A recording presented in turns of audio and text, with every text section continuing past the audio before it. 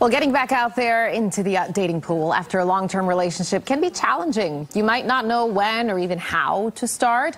Professional matchmaker Vanessa joins us to give us some advice on getting back out on the market after a relationship ends. Vanessa, this is such a tough one, so it's good to have an expert like you helping folks out. Good morning. Thanks for joining us.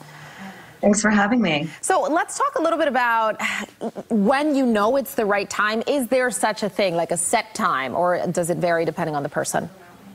It definitely varies depending on the person because, listen, it could be a week, it could be a month, it could be years. Yeah. You know, whether it's divorce, just a breakup, or if your spouse passes away, everybody needs a little bit of healing time because if you're going into another relationship and you don't have that healing time, it's not fair to anybody. So you got to take a step back. Usually your heart will tell you when you're ready to move forward. So how do you move forward? How do you get to that point? What's helpful? Yeah, well, listen, friends are always good, right? Having friends to talk you along a little bit. But I always tell my clients that it's just lunch. Walk into every date with a positive attitude, right? When you're ready, get a new haircut, get a new clothing item, you know, do something for yourself so you're walking into that date positive. And you never know, right? That might be your next potential partner. Also, don't fight chemistry, right? Chemistry is so important when it's one-on-one. Just because somebody's not checking off every box that's on your list doesn't mean that's not your person, right? Make the eye contact, body language. That's all really important. And of course, like, be patient. You know, some people are so eager to rush into new relationships. No, have some fun with it, right? Yeah. Enjoy yourself while you're dating. I want to go back to the chemistry one because that's a tough one. Let's say you've been in your prior relationship, you'd been together for a long time, or you really, had great chemistry. You could finish each other's sentences. How do you not think about the chemistry you had in your relationship that has ended? Do you block it out, or do you appreciate it for what it was and look for something different that's just as compatible?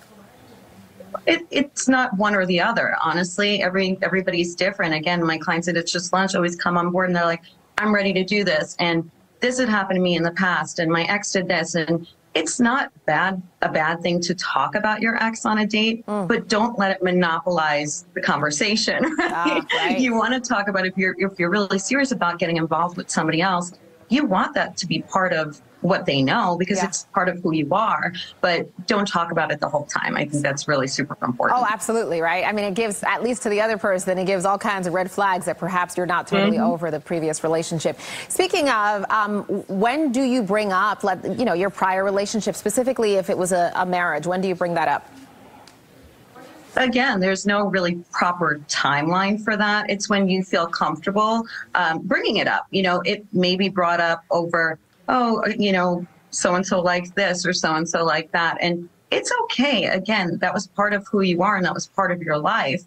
But again, just don't let it take over the whole conversation. But again, there's no time frame for any of this. You have to do what feels comfortable to you. What do you have a preference or a suggestion, one over the other, when it comes to online dating, meeting someone in person, depending on any number of factors? Well, listen, everybody always tells me there's so much nonsense going on with online dating. So, you know, it could be discouraging, especially if you haven't been in the dating scene in a while.